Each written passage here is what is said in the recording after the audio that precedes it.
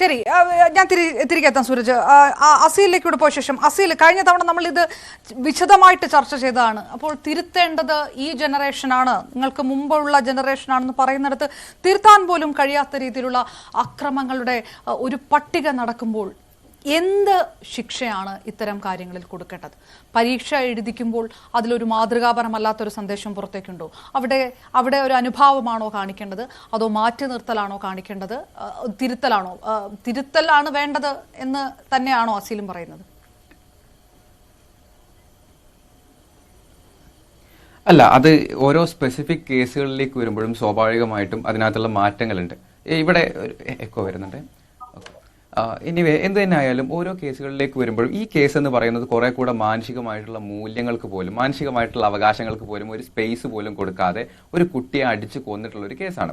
സ്വാഭാവികമായിട്ടും അവിടെ മാനസികമായിട്ടുള്ള പ്രതികരണങ്ങൾ ഉണ്ടാവും, വൈകാരികമായിട്ടുള്ള പ്രതികരണങ്ങൾ ഉണ്ടാവും. അതിനെ നമ്മൾ മാനിക്കണം എന്നുള്ളത് തന്നെയാണ് എൻ്റെ അഭിപ്രായം. കാരണം ഞാൻ നേരത്തെ പറഞ്ഞ പോലെ ഇൻസ്റ്റഗ്രാം എന്ന് പറയുന്ന പ്ലാറ്റ്ഫോമിൽ നിരന്തരമായിട്ട് വീഡിയോ ചെയ്യുന്ന ഒരാളാണ്. ഈ കഴിഞ്ഞ ദിവസങ്ങളിലെല്ലാം എനിക്ക് കിട്ടുന്ന മെസ്സേജുകൾ മുഴുവൻ എന്ന് പറയുന്നത് ആ കുട്ടിയെ പരീക്ഷ എഴുതാൻ അനുവദിക്കരുത് എന്നുള്ളതാണ്.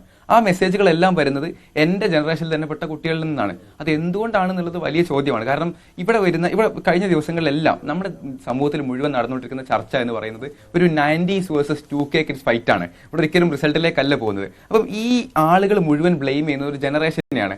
ആ സമയത്താണ് ഈ ജനറേഷനിൽപ്പെട്ട കുറച്ച് കുട്ടികൾ പരീക്ഷ എഴുതാൻ കൂടി, കുറച്ച് ക്രിമിനലുകൾ പരീക്ഷ എഴുതാൻ കൂടി പോകുന്നത്. ആ സമയത്ത് ഇവിടെ കുറ്റപ്പെടുത്തലുകൾ ഏൽക്കേണ്ടി വരുന്നത് ഒരു ജനറേഷൻ മൊത്തത്തിലാണ്. എനിക്ക് തോന്നുന്നു അതുകൊണ്ടായിരിക്കണം കുറെ കൂടെ വൈകാരികമായിട്ടുള്ള പ്രതികരണങ്ങൾ ഈ ഘട്ടത്തിൽ ഉണ്ടാകുന്നത്. അതിൽ നമ്മൾ പ്രതികരിക്കുന്നവരെ കുറ്റം പറഞ്ഞിട്ട് സത്യം പറഞ്ഞ കാര്യമില്ല. പ്രതികരിച്ച് പോകുന്നതാണ്.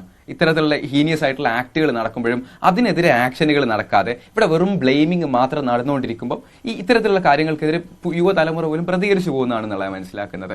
നമുക്ക് ഇവിടെ ഒരു നെറ്റ് റിസൾട്ടിലേക്ക് ഇപ്പോഴും എത്താൻ പറ്റാത്തതിന്റെ ഒരു ഫ്രസ്ട്രേഷൻ കൂടിയാണ് സത്യം പറഞ്ഞാൽ ഈ കണ്ടുകൊണ്ടിരിക്കുന്നതെല്ലാം. നമുക്കിവിടെ പ്രൊഡക്റ്റീവായിട്ട് ഇവിടെ ഒരു മാറ്റങ്ങൾ ഉണ്ടാക്കാൻ പറ്റുന്നില്ല.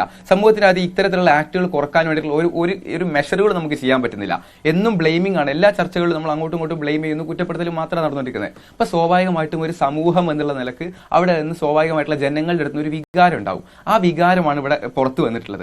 അത് വരാതിരിക്കണമായിരുന്നു എന്നുണ്ടെങ്കിൽ നമ്മൾ കൃത്യമായിട്ട് ഇതിനകത്ത് മെഷേഴ്സ് എടുക്കണമായിരുന്നു. ഇവിടെ ഓരോ കുട്ടികൾ ഇപ്പം ഒരു വയലൻസ് കേസ് ആദ്യം റിപ്പോർട്ട് ചെയ്യുന്ന ഘട്ടത്തിൽ തന്നെ ഇപ്പം ഈ താമരശ്ശേരിയിലെ കേസിൽ തന്നെ ഈ ക്രൈം ചെയ്തിട്ടുള്ള കുട്ടികളുണ്ടല്ലോ, അവർ റിപ്പീറ്റഡ് ആണ് ആ വയലൻസ്. അവർ ഇതിന്റെ മുൻപും 8ാം ക്ലാസ്സിലോ 9ിലോ പഠിക്കുമ്പോൾ ഇത്തരത്തിലുള്ള വയലൻസ് നടന്നിട്ടുണ്ട്. ഒന്ന് ആലോചിച്ച് നോക്കുക, അന്ന് ആ വയലൻസ് നടന്നിരുന്ന സമയത്ത് ഇവിടെയുള്ള അതോറിറ്റികൾ, ഇവിടെയുള്ള അധികാരികൾ ഈ കുട്ടിക്ക് കൃത്യമായിട്ടുള്ള, ഈ ക്രിമിനലുകൾക്ക് കൃത്യമായിട്ടുള്ള ഒരു സൈക്കോളജിക്കൽ മെന്റൽ ഹെൽത്ത് പ്രൊഫഷണലുമായിട്ട് അവരെ കണക്ട് ചെയ്യാൻ സാധിച്ചിരുന്നെങ്കിൽ, അവരുടെ പ്രശ്നങ്ങൾ അന്ന് ഐഡന്റിഫൈ ചെയ്യാൻ സാധിച്ചിരുന്നെങ്കിൽ, ഒന്ന് അവരെ രക്ഷപ്പെടുത്താമായിരുന്നു, രണ്ടാമത്തത് ഈ കൊലപാതകം തന്നെ ഒഴിവാക്കാൻ സാധിക്കുമായിരുന്നു.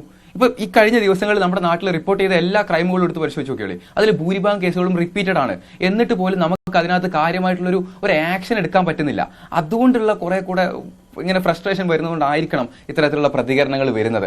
ഇതുകൊണ്ട് നമുക്ക് നാളുകളിൽ ഇത്തരത്തിലുള്ള ആക്ഷനുകൾ കുറക്കാൻ പറ്റുമെന്ന് ചോദിച്ചാൽ ഉദ്ദേശിക്കുന്നത് കടുത്ത നടപടി എന്നാണോ? അതായത് ഈ പരീക്ഷ എഴുതിപ്പിക്കണം, നമുക്ക് ആ നിയമത്തിന്റെ അപ്പുറത്തേക്ക് ഇതൊന്നും കടക്കാൻ കഴിയില്ല. അങ്ങനെ കടുത്ത നടപടി വേണം. അത് സ്കൂൾ തലത്തിൽ പോലും അത്രയും കടുത്ത നടപടികൾ വേണം. ഇത്തരം ചില നിയന്ത്രണങ്ങളൊക്കെ കടുപ്പിക്കണം എന്നുള്ളത് കൂടെ ചേർത്തിട്ടാണോ ഈ ആക്ഷൻ എന്ന് ഉദ്ദേശിച്ചത്? ഒരിക്കലുമല്ല. നമ്മൾ ഈ കടുത്ത നടപടികളിലേക്ക് പോവേണ്ടി വരുന്നത് എപ്പോഴാണ്? ഇവർ കടുത്ത ക്രൈമുകൾ ചെയ്യുമ്പോഴാണ്.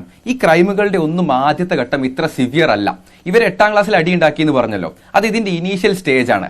അന്ന് ഇതൊരു ചെറിയ പ്രശ്നം എന്നുള്ള നിലക്ക് ഒഴിവാക്കുന്നതിന് പകരം സ്വാഭാവികമായിട്ടും ഒരാളുടെ മേല് വേദനയാക്കുന്നതും ഗ്യാങ് വാർ നടത്തുന്നതും കുറച്ച് സീരിയസ് ആയിട്ടുള്ള കാര്യമാണല്ലോ.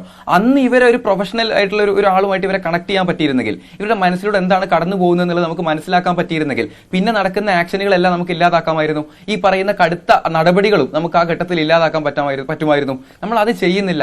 നമ്മൾ ഇപ്പോഴും അത് ചെയ്യുന്നില്ല. നമ്മൾ ഇപ്പോഴും എന്താ ചെയ്തുകൊണ്ടിരിക്കുന്നത്? 90കൾ ജനിച്ചവരെന്തോ മികച്ചവരാണ്, 2000ൽ ജനിച്ചവരെന്തോ മോശക്കാരാണെന്നുള്ള ബ്ലെയിമും ഡിബേറ്റും ആണ് പലപ്പോഴും സോഷ്യൽ മീഡിയയിലൊക്കെ നടന്നുകൊണ്ടിരിക്കുന്നത്. അപ്പോഴാണ് വീണ്ടും ഈ ഇത്തരത്തിലുള്ള ആക്ഷനുകൾ റിപ്പീറ്റ് ചെയ്യുന്നത്. ഒന്ന് ആലോചിച്ച് നോക്കുക. വളരെ സിമ്പിൾ ആയിട്ട് ഞാൻ ഇതിനെ പറഞ്ഞുതരാം. നമ്മളിപ്പോൾ പലപ്പോഴും കാണുന്ന എന്താണ്, ഈ 2000-ൽ ജനിച്ച കുട്ടികളെ കുറ്റപ്പെടുത്തുന്നതാണല്ലോ. ഒരുത്തന്റെ കണ്ണിടിച്ച് പൊട്ടിച്ചു, ഞാൻ അവനെ കൊല്ലും എന്ന് പറഞ്ഞാൽ ഞാൻ കൊന്നിരിക്കുമെന്ന് പറയുന്ന വികാരമുള്ള ഒരുത്തന്റെ അടുത്ത് നമ്മൾ ഈ കുറ്റപ്പെടുത്തലുകൊണ്ട് എന്തെങ്കിലും കാര്യമുണ്ടോ? ഒരു കാര്യമില്ല. ഇത്ര ബ്ലെയിം കൊണ്ട് എന്തെങ്കിലും കാര്യമുണ്ടോ? ഒരു കാര്യമില്ല. ഇവിടെ ഈ ബ്ലെയിമിന് ഇരയാവുന്നത് ആരാണ്? ഒരു ജനറേഷൻ മൊത്തത്തിൽ മോശമാണെന്നാണ് ഇപ്പോഴും പറഞ്ഞുകൊണ്ടിരിക്കുന്നത്. അതിന് ഇരയാവുന്നത് ആരാണ്? ഒന്ന് മുടി നീട്ടിപ്പോയവൻ, ഒന്ന് കണ്ണൊന്ന് ചോപ്പിച്ചു പോയ, കണ്ണൊന്ന് ചോന്നു പോയവൻ, അത്തരത്തിലുള്ള കുട്ടികൾ മാത്രമേ ഇവിടെ ഇരയാവുന്നുള്ളൂ. നിഷ്കളങ്കരായിട്ടുള്ള കുട്ടികൾ മാത്രമേ ഇരയാവുന്നുള്ളൂ. ഓൾറെഡി കേരളത്തിലുള്ള കുട്ടികളുടെ വലിയൊരു ശതമാനം ആളുകളും അനുഭവിക്കുന്ന ഏറ്റവും വലിയ പ്രശ്നം അവരെ ജഡ്ജ് ചെയ്യാതെ കേൾക്കാൻ ആളുകൾ സ്വന്തം വീട്ടിൽ പോലും ഇല്ല എന്നുള്ളതാണ്. അവിടെ നമ്മൾ ഇത്രയും പാനിക് സൃഷ്ടിക്കുമ്പോൾ, അവിടെ നമ്മൾ ഇത്രയും ഭയം സൃഷ്ടിക്കപ്പെടുമ്പം ആ കുട്ടികൾക്ക് ഉള്ള സ്ഥലം കൂടി ഇല്ലാതാവുന്നു എന്നുള്ളതേ ഉള്ളൂ. ഞാൻ പറയുന്നത് ഈ കടുത്ത നടപടികളിലേക്കൊക്കെ പോവേണ്ടി വരുന്നത് നമ്മൾ ഇതിൽ എടുക്കേണ്ടതായിട്ടുള്ള ഇനീഷ്യൽ ആയിട്ടുള്ള സ്റ്റെപ്പുകൾ പോലും എടുക്കാത്തത് കൊണ്ടാണ്. അല്ലെങ്കിൽ ഇത്തരത്തിലുള്ള ഘട്ടങ്ങളിലേക്ക് നമുക്ക് പോവേണ്ടി വരില്ലായിരുന്നു. ഓക്കെ, റൈറ്റ്, ശരി. അസിൽ, അതിൽ വിരുദ്ധ അഭിപ്രായങ്ങളുണ്ടോ എന്നുകൂടി നമുക്ക് നോക്കാം. റിട്ടയർഡ് SP കൂടിയായ ശ്രീ സക്കറിയ ജോർജ് കൂടി നമുക്കൊപ്പം ചേരുന്നു.